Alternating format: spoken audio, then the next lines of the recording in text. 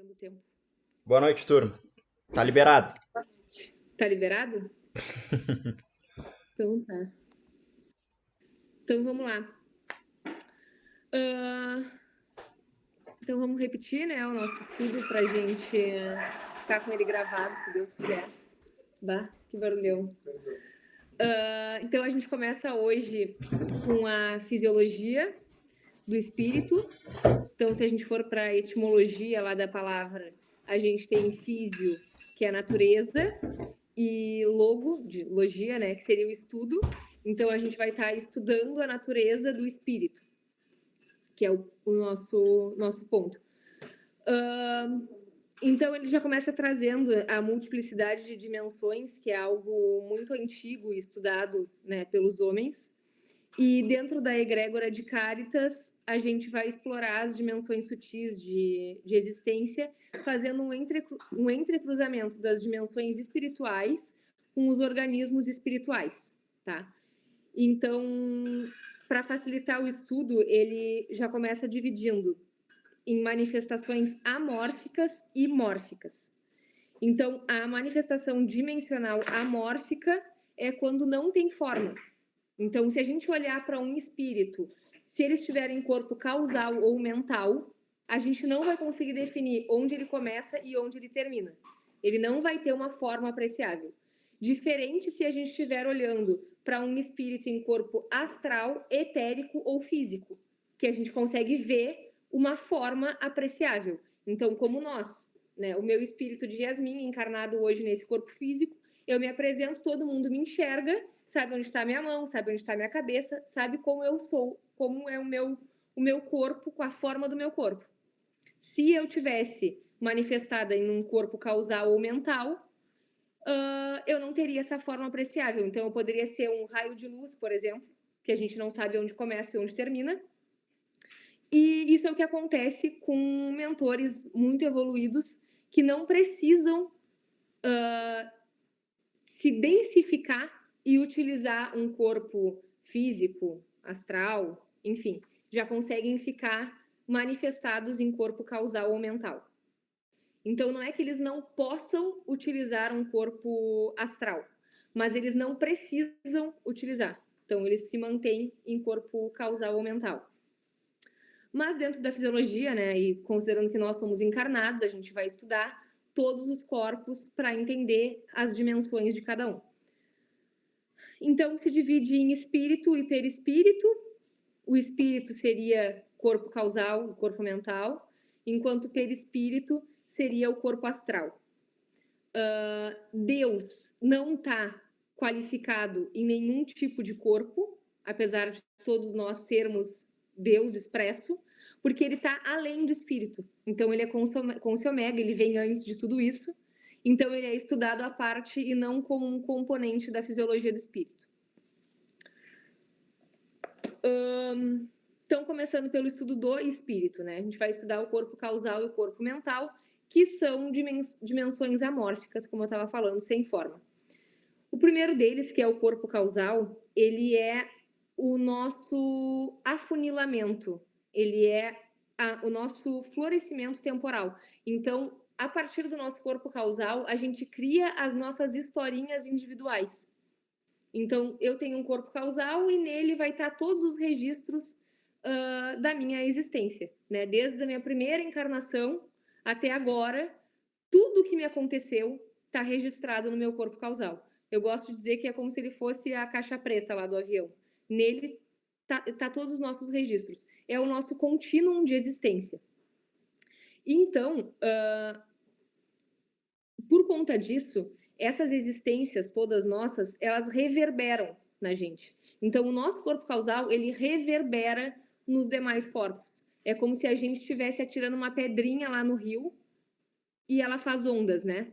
Vai reverberando. Então, tudo que a gente tem lá nos nossos registros tem efeitos na nossa vida. Por isso que a apometria é um tratamento tão pontual e acessa muitas vezes o nosso corpo causal, fazendo essa dessensibilização dos nossos estímulos de memória. Então, o que acontece? Se eu tenho um trauma muito grande, né, que foi o que eu usei de exemplo a outra aula, eu vou repetir hoje. Vamos supor, no meu caso, que tem um trauma muito grande de rato. Nunca me aconteceu nada nessa encarnação para que eu tivesse esse trauma, mas ele me acompanha desde sempre. Desde que eu sou pequena, eu tenho esse trauma. Então, quando a gente foi lá para a apometria e fez abrir os corpos para fazer o tratamento, se identificou que, na verdade, eu tive uma encarnação que esse trauma se justifica. Então, o que é o trauma na Yasmin hoje? É uma reverberação do meu corpo causal que tem esse registro. E o que a apometria faz? Ela dessensibiliza essa memória. Não é que eu não vou ter mais esse registro. Eu sempre vou ter, isso não vai mudar. Mas há uma dessensibilização para que ela não me afete tanto quanto ela me afeta hoje. Para que essa reverberância seja menor. Então, sempre que nos relacionamos com alguém, temos por pré-requisito as expressões conscientes e inconscientes do nosso corpo causal. Então, isso também acontece nas nossas relações. Se eu tenho uma encarnação, que eu tenha, por exemplo, o meu filho foi alguém que, de alguma forma, me assediou, um homicídio ou qualquer coisa assim, e ele vem nessa encarnação como meu filho, eu posso ter muitas diferenças em relação a ele que eu nem sei explicar de onde vem. E, na verdade, vem de uma memória pretérita, de uma vida pretérita, que se manifesta como um pré-requisito a essas expressões, conscientes e inconscientes. Já o corpo mental, ele didaticamente é dividido em superior e inferior, mas, na verdade, ele é o mesmo, tá? No corpo mental, ele é um corpo um pouco mais denso que o corpo causal seria um corpo mental sutilíssimo.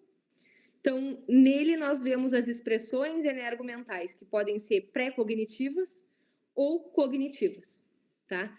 Pré-cognitivas seria o corpo mental superior, que a gente chama de energia, né? E cognitiva pode ser não discursiva ou discursiva, que é o nosso corpo mental inferior. As não discursivas são as nossas emoções. Porque as emoções, enquanto o pensamento é discursivo, eu posso pensar e escrever exatamente em palavras, né, o meu pensamento, a emoção é um sentimento. Então, o corpo mental superior, enquanto energia, é o espaço, ainda que não tenha uma forma apreciável, a gente imagina o espaço, enquanto o corpo mental inferior é o conteúdo que está dentro desse espaço.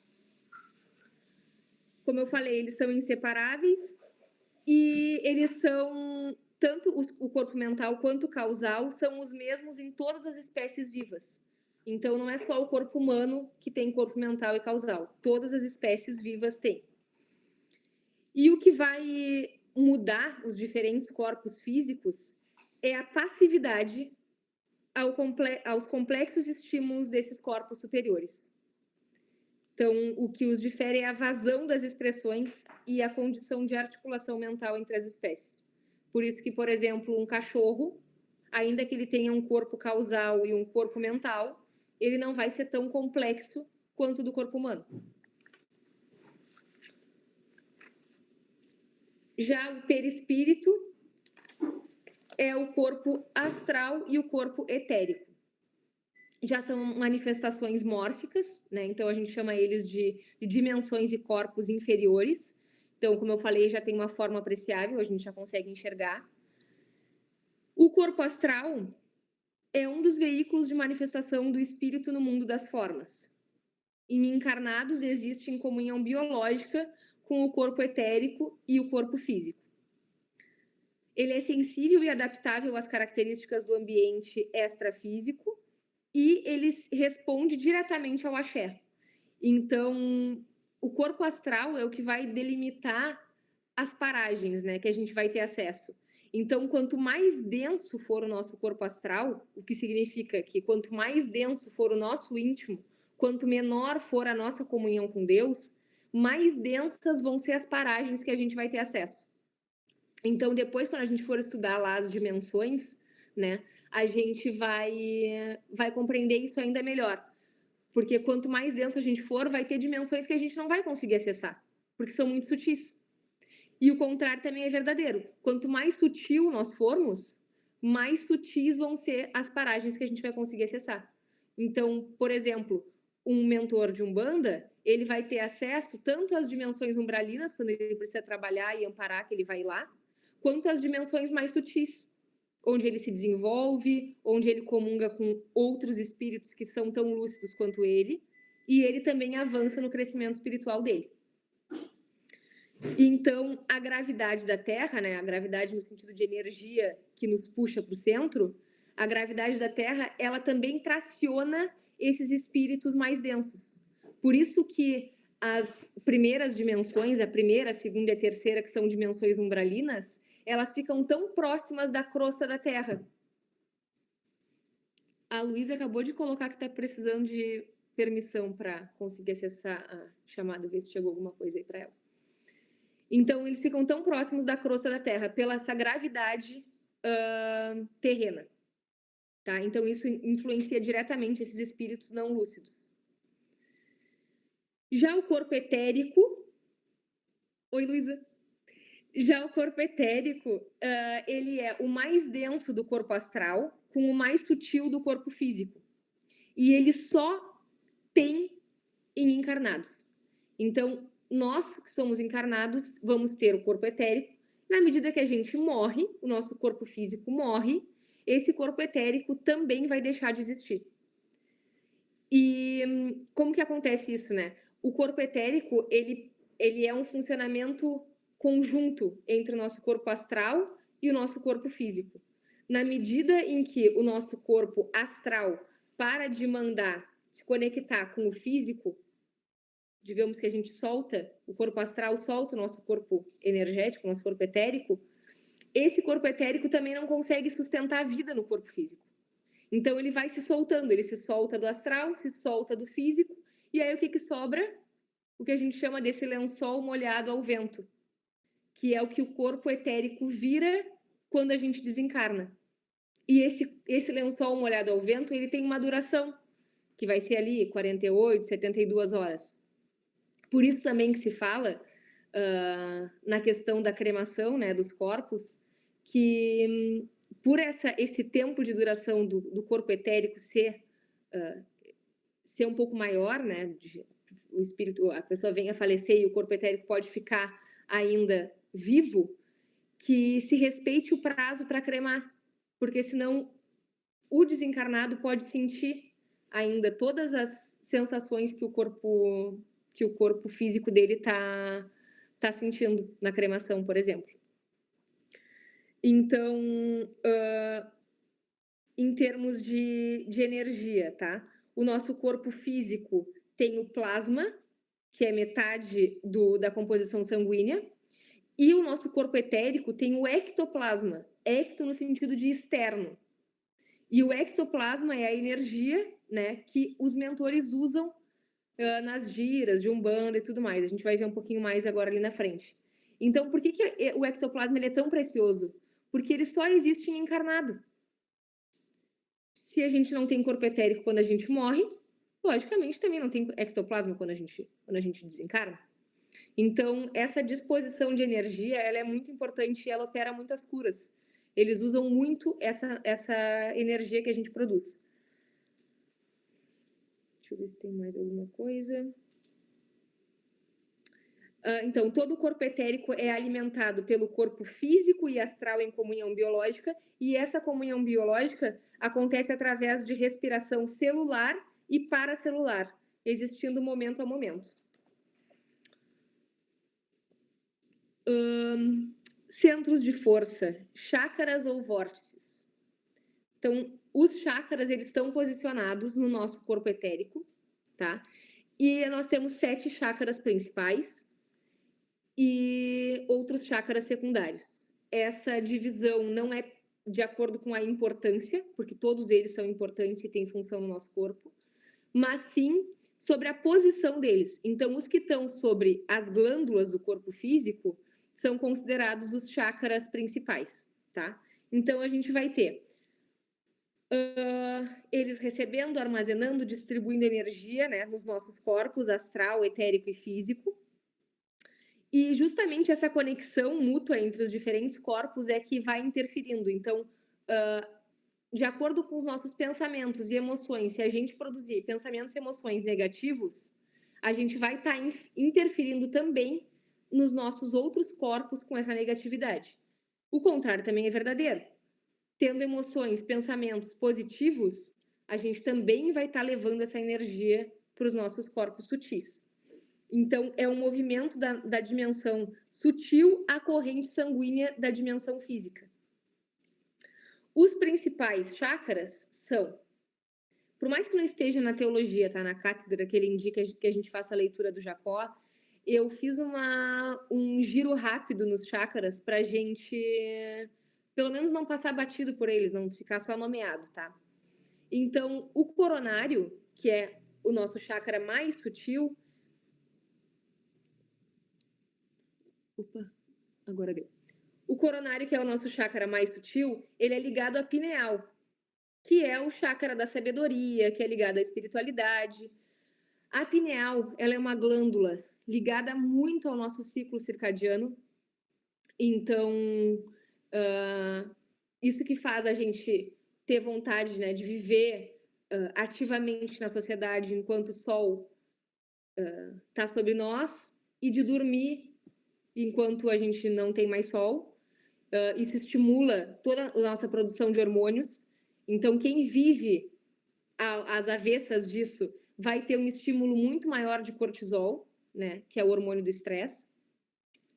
E ele é a nossa última conexão a ser desfeita quando a gente desencarna e a primeira a ser feita quando a gente está reencarnando. Então, por isso mesmo, justamente por ele ser muito sutil, que a gente precisa ter muito cuidado na hora de impor energia sobre ele. Então, os concentrados, quando são feitos no coronário, eles precisam ser dispersados com dispersivos transversais. Por isso que quando a gente está aplicando magnetismo, no final do protocolo, que a gente faz um alinhamento, que a gente impõe sobre o chakra coronário e espalha a energia sobre os demais chakras, quando a gente termina isso, a gente dispersa com dispersivos transversais, para que a energia não fique acumulada ali. Porque se ela ficar acumulada ali, a pessoa pode sair do terreiro com tontura, se sentindo zonzo, justamente por ser um chakra muito sutil. O frontal já é ligado à hipófise, tá? Então, o frontal aqui, terceiro olho no meio da testa, ele é um gerente dos poderes psíquicos, ele organiza várias glândulas do nosso, vários hormônios, secreta vários hormônios do nosso corpo. Então, como interfere na audição, interfere na visão, ele é o centro da intuição. Então, quando ele está em hiperatividade, a pessoa pode ter a sensação de que tudo tem relação com a espiritualidade. E quando ele está equilibrado, estável, né, ela também tem mais percepção, uma percepção mais verdadeira sobre a sua própria intuição. O laríngeo, sobre a nossa garganta aqui, já está posicionado sobre a tireoide e a paratireoide. É o chakra da vontade. Está relacionado também com a nossa fonação, com a nossa fala, né, com a nossa respiração. E é um chakra que, quando a gente tem problemas de pele, quando a pessoa tem problemas de pele, normalmente ele está obstruído. Então, se trabalha muito para cicatrizações, erupções na pele. Quando tem algo relacionado com a pele, a gente usa bastante, tem que ter bastante atenção ao laríngeo. O cardíaco, ligado à glândula timo, já é um chakra de média frequência, né? Então, todos que eu falei antes, por estarem acima do cardíaco, são chakras de alta frequência. O cardíaco é o de média frequência, o único de média frequência, porque ele tem 3 chakras principais, entre os principais, de alta frequência, 3 de baixa frequência abaixo dele. Ele administra também o nosso sistema nervoso e está muito relacionado à nossa defesa, então a nossa imunidade, tá? Ele faz a maturação das células T como apoio e suporte ao sistema imunológico. Por isso que, quando a gente vai tratar a imunidade, a gente faz uma imposição sobre os ossos da bacia, os ilíacos, né, lá embaixo, e imposição sobre o cardíaco. Qual é o comando mental que a gente tem que fazer? Que a gente produz as células sobre os ossos da bacia e a gente joga elas, né? Eu sempre, inclusive, sinto como se fosse uma diálise, assim, de um braço para o outro, tá? Para o cardíaco, para ajudar nessa maturação das células T e, por consequência, no nosso sistema imunológico. E depois disso, por a gente ter feito uma imposição, a gente vai dispersar. Então, dispersa os 2 pontos, dispersa o cardíaco, dispersa onde a gente impôs lá nos ossos da bacia. Vamos ver o próximo, gástrico, né? Ligado ao pâncreas. Ele distribui a energia dos alimentos, de tudo que a gente consome. Ele faz o processo digestório e metabólico do pâncreas. E é nele que fica retida todas as nossas emoções mais densas. Então, o gástrico é como se ele fosse uma grande bacia. Tudo que a gente não consegue digerir, a gente vai acumulando nele, inclusive as emoções. Então, a gente tem que ter esse cuidado com esse chácara. Apesar dos chácaras do esplênico e do hepático, eles não serem chácaras principais, são vistos como chácaras secundários, eles fazem o cinturão, né, o plexo solar que a gente chama aqui. Então, eles atuam muito em conjunto com o chácara gástrico. O genésico é ligado às nossas gônadas. Então, ele é o chácara da água e ele tem uma função não só sexual, mas também urinária. Tá? Ele está muito ligado ao nosso prazer. Não só o prazer sexual, mas o prazer da vida, né? E foi um chácara que, por ser muito ligado à questão sexual, tinha um tabu muito grande. Então, quando começaram os estudos dos chácaras, ele não era um chácara muito estudado. Porque, enfim, justamente por esse tabu. Mas ele é um chácara que ele, enfim, é amplamente trabalhado e muito importante, principalmente quando a gente tem ali, inclusive, cânceres de ovário, de útero, tudo que está ligado ali de próstata, né? A gente vai atuar muito sobre o genésico. O chácara básico é o chácara da terra, é o chácara mais denso e ele está ligado às suprarrenais, então aos rins. O Jacob falou uma coisa super interessante no livro dele sobre esse chácara, tá? Que ele disse que o chácara básico, ele inicia o processo de reconversão de fluidos, impulsionando o sistema do refluxo. O que acontece? O sistema de fluxo é a energia fluindo do coronário em direção ao básico, nesse sentido. É o mesmo sentido que a gente vai aplicar os passes. Então, a gente sempre aplica do coronário para baixo, subindo com as mãos fechadas, descendo com as mãos abertas. Mas a maneira de aplicar o passe, que segue sempre o sistema do fluxo, não significa que não há, na contrapartida, o sistema do refluxo. Então, o refluxo é a energia voltando do básico em direção ao coronário, passando por todos os chakras. E é como se fosse uma bomba de recalque ali. Ele envia os fluidos de baixo para cima. Isso é a responsabilidade do básico, tá? Então, ele tem a capacidade de absorver a energia telúrica e ele está ligado também à nossa resposta de luta ou fuga. Se a gente avança, né, ou se a gente recua.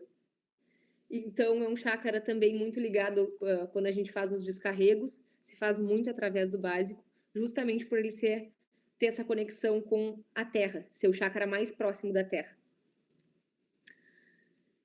Já pelas costas, então, a gente vai ter o humeral como chácara secundário, tá? O humeral é o nosso chácara de conexão nas incorporações ou nas obsessões. Então, por isso que quando a gente vai, sempre que a gente começa um tratamento magnético, a gente dispersa bastante o humeral, justamente para que qualquer irmão que esteja conectado através desse chácara possa ser afastado para que aquele consulente receba o tratamento, né? E aquele irmão também seja encaminhado. Então, é pelo humeral que se fazem esses tipos de conexões. O esplênico está ligado ao nosso baço, tá? O baço é um reservatório de sangue, é uma lixeirinha ali que a gente tem. E esse chakra é o que a gente vai dispersar quando a gente está aplicando o TDM, que é o protocolo para depressão. Então, a gente sempre indica que a pessoa exponha o seu baço, né, ao sol, que é a energia revitalizadora, e é o chakra que mais fica obstruído quando a pessoa tá nesse processo de ansiedade, de depressão. Então, o TDM, inclusive, que é o primeiro passo para tratamento de depressão, vai indicar que a gente só trate esse chakra com muitos dispersivos, tá? A palavra esplênico vem justamente porque spleen, em inglês, é baço. Então, percebendo a importância desse chakra e por esse tipo de estudo que foi feito, colocaram esse nome. E assim a gente encerra o nosso giro sobre os chakras, tá? Questão das importâncias eu já disse, que são todos super importantes. E a gente passa pro envolvimento psíquico energético. A interação das energias imaterial e semimaterial entre diferentes corpos com intuito curativo. Esse envolvimento psíquico energético é justamente o que os mentores fazem. Eles, como diz aqui, trata-se de um circuito psicoenergético voluntário e curativo através do acoplamento áurico técnico de benfeitor espiritual e consulente. Então, o mentor faz um acoplamento áurico entre ele, incorporado no seu cavalo, e aquele que vai ser atendido. Quando esse envolvimento se refere a conteúdos psíquicos, eles costumam eles aproximam o chakra frontal do médium com o chakra frontal do atendido. Se vê muito isso acontecer em terreiro, né? Eles unem as testas assim e fazem esse acoplamento áurico também dessa forma. E da mesma maneira, eles também utilizam isso para fazer descarrego. Então, muitas vezes o consulente se agacha, né, fica de joelhos, encosta o seu frontal na terra, e assim o mentor, inclusive se tiver com capa, se tiver com algum saia, alguma outra coisa, bombogira, o Exu, costuma colocar por cima desse assistido para fazer esse descarrego. Eles também conseguem combinar esse envolvimento psíquico-energético com orientações espirituais. Então, enquanto eles estão fazendo esse acoplamento áurico, eles também estão dando a instrução, para vocês verem a complexidade que é um atendimento dentro de um terreiro. A gente, às vezes, nem percebe o quanto é complexo e perfeito e quantas coisas eles estão fazendo ao mesmo tempo. Se eles têm à disposição o fumo, a erva, tudo isso eles utilizam para o trabalho, utilizando a energia de todos os elementos. Magnetismo e ectoplasmia. Então, o corpo etérico, ele produz dois tipos de energia, tá? A energia imaterial e a energia semimaterial. A energia imaterial, ou simplesmente energia, pode ser trabalhada, refinada e colocada a interagir com outras energias de outros corpos, que é o que a gente utiliza no magnetismo. E já a energia semimaterial é um estado particular de matéria produzido pelo corpo etérico que pode interagir com o mundo físico, seja biológico ou não. A energia semimaterial é o ectoplasma. Popularmente a gente fala, né, que o magnetismo eu doei ectoplasma, eu utilizei, eu manipulei o ectoplasma. Mas isso é só uma forma popular de falar, porque se a gente for pela maneira técnica e certa de dizer, nós não temos a capacidade de manipular o ectoplasma. Isso só o mentor tem.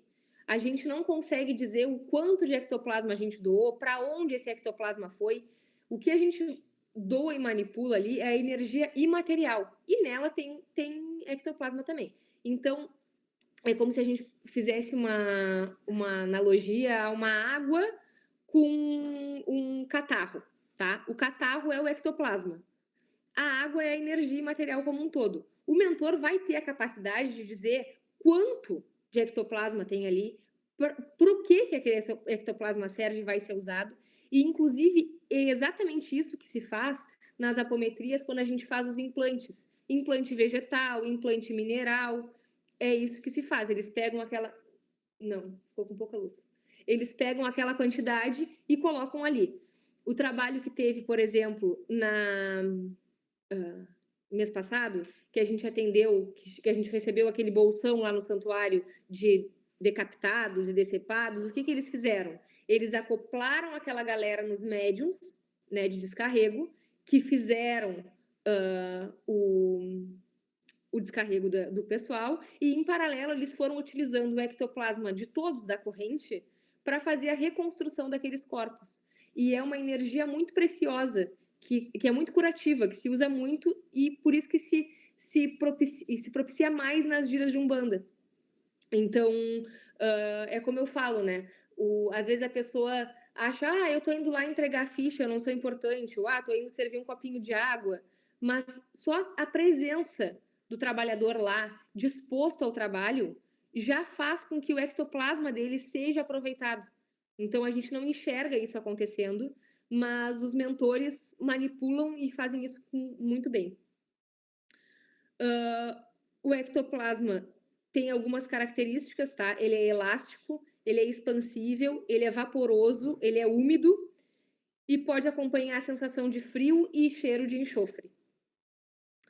Há uma relação direta, né, da quantidade e qualidade da produção desse ectoplasma com a estabilidade íntima de cada um dos trabalhadores. Então, nem todos produzem a mesma quantidade, nem todos produzem a mesma qualidade. Cada um vai ter a sua produção própria, digamos assim. Mas toda a produção é preciosa, evidentemente. Então, quanto maior a lucidez e maior a amorosidade fraterna da consciência, maior vai ser a expressão assertiva dela no mundo e, por consequência, maior e melhor é o ectoplasma que ela produz. Importante dizer que o ectoplasma ele é fotossensível, então, por isso que nas giras de Umbanda a gente sempre trabalha com pouca luz, a luz de velas, ou uma luz bem baixinha, ou uma luz azul, justamente porque ele se comporta melhor, ele pode ser melhor manipulado e extraído pelos mentores com baixa luz. E se a gente for pensar, né, parar para prestar atenção, os médiums de efeitos físicos que se diferem dos demais médiums justamente pela quantidade de ectoplasma que eles produzem. Eles produzem muito mais do que os outros.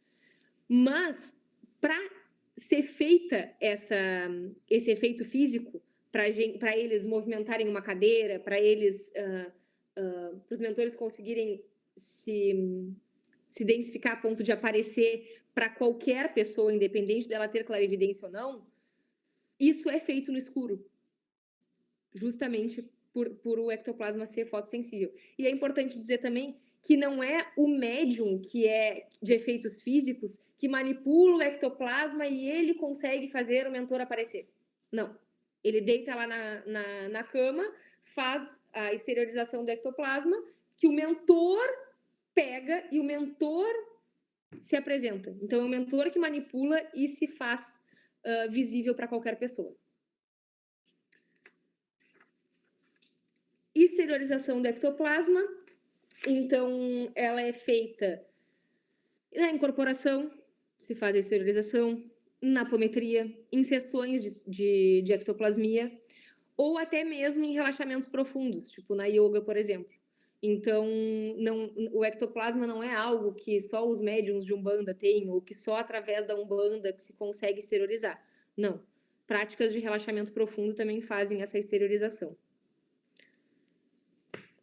E, por fim, a questão da alimentação, que tem alguns alimentos que auxiliam essa qualidade dessa produção. Então, ali ele traz alguns povos, o que cada um dos povos acreditava, e alguns exemplos sementes de abóbora, castanha do Pará, abacate e mel, pão feito de trigo e aveia, abóbora e amendoim, sementes de girassol, e também outros alimentos fonte de fósforo, como limão, abacate, laranja, açaí. E eu sei que a água de coco tem muito fósforo. E por isso que quando a gente termina as sessões, que a gente toma água de coco, a gente também se sente revitalizado. Justamente porque ela faz essa recomposição de fósforo no nosso organismo. Então, gente, vencemos até a página 23. Agora eu deixo aberto para quem quiser fazer alguma contribuição ou tirar alguma dúvida sobre o que a gente viu hoje.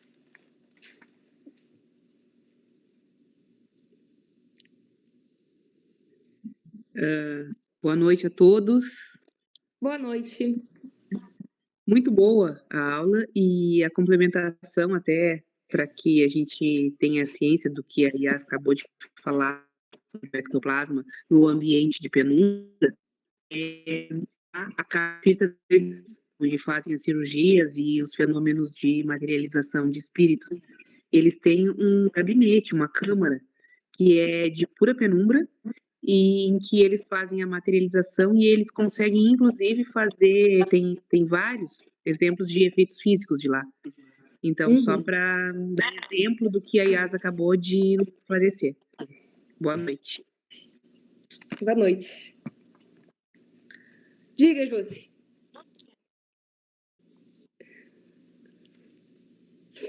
Hoje eu não vou contribuir, tava ouvindo. Tô fazendo o nosso lanchinho para amanhã. Tá bom. Tá? Beijo. Beijo. Perfeito, Iá. Muito bom mesmo. Está de parabéns. Conseguiu detalhar assim de uma maneira que a gente entende assim, esclarece tudo. Muito bom. Muito bom mesmo. Muito obrigada. Muito obrigada. Capaz, a gente tá junto. Muito obrigada. Mais alguém?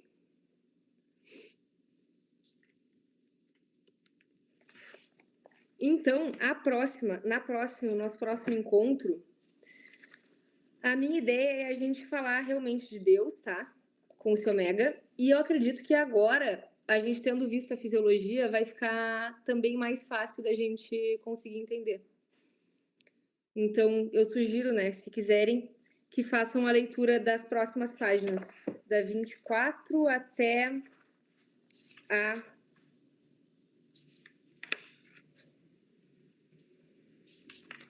Eu acho que a gente vai ir até o início da 34, antes da gente entrar nos tesouros. Até permanência em Deus ali. Se der. Vamos ver. Tá bom, gente? Espero que vocês tenham uma boa noite. Nos encontramos amanhã no terreiro. E agora com mais clareza do que a gente efetivamente faz lá e do quanto a gente pode contribuir. Porque não é à toa que os mentores vêm para trabalhar conosco, né? É justamente porque a gente tem essa energia curativa para doar e fazer com que a gente se movimente, vá até o terreiro, participe de uma gira, consiga perceber esse acoplamento áurico que eles fazem, não só quando estão trabalhando através de nós, mas quando a gente ainda não incorporado consegue ver eles fazendo isso com outros irmãos da corrente, que a gente consiga perceber a preciosidade da teologia, porque ela explica os fenômenos que a gente já vê, já enxerga e já sente. A gente sente que aquilo é precioso. Às vezes a gente só não sabe o que de fato está acontecendo ali. Então, a cátedra nos traz essas informações para a gente não só participar do movimento, mas entender o que está acontecendo e o que eles estão fazendo, para que essa nossa participação seja cada vez mais lúcida e cada vez mais ativa, para que a gente não chegue lá boiando sem saber o que a gente está fazendo. E saiba também que a nossa participação e a presença física é muito importante, porque estar conectado aos estudos é maravilhoso, mas a nossa presença física no terreiro é que vai permitir essa doação de ectoplasma, que é uma energia tão curativa, tão preciosa e que só vai existir no nosso corpo encarnado. Tá bom? Espero que vocês tenham uma boa noite e até amanhã. Muito obrigada, Yas. Boa noite. Boa noite, até amanhã. Até amanhã. Quem é que vai fazer o Pai Nosso hoje? Tá ótimo.